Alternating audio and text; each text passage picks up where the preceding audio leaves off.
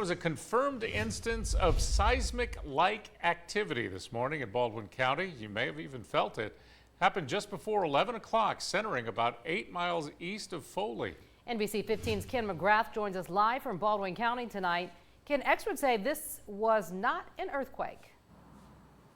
Yeah, that's right. And some of the people that I talked with, they described the sound of the shaking as a sonic boom. Talk about what you felt this morning. Well, quite honestly, we're pretty used to getting sonic booms out there from the Blue Angels practicing, so it's not uncommon for us to feel like some movement in the house. The shaking did not last long, but the evidence of the disturbance is clearly marked by a spike in seismic activity. It appears the center of the shaking was about 8 miles south of Foley in Baldwin County. Dr. Alex Beebe is a geologist at USA. So there was definitely some shaking. I think that's you know, if you felt something, you're not imagining anything. There was definitely some shaking. One man we spoke with was fishing on Bon Secure River when he heard a loud noise. I heard a rumbling noise. Yes, me and a friend of mine was out there fishing, and we looked at each other and was like, what was that? But we thought it was maybe a plane breaking the sound barrier, but I knew it wasn't because I've heard that sound before. Many are asking tonight what caused the shaking. More than likely, this came from the atmosphere.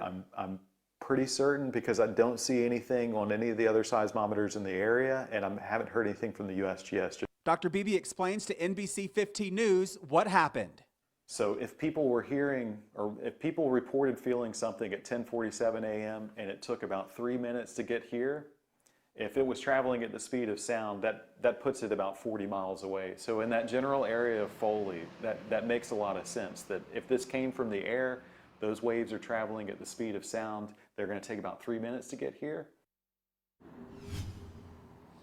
Now, geology experts, they tell us that earthquakes do happen in the area, but that was not the case today. Reporting live in Baldwin County, I'm Ken McGrath, NBC 15 News. Now, I'm no geologist, I'm a meteorologist. In fact, geology is beneath me. That's an earth science joke. But this is the graph from a seismometer, the one in Bruton this morning. And what people felt just before 11 o'clock, it's that green spike right there.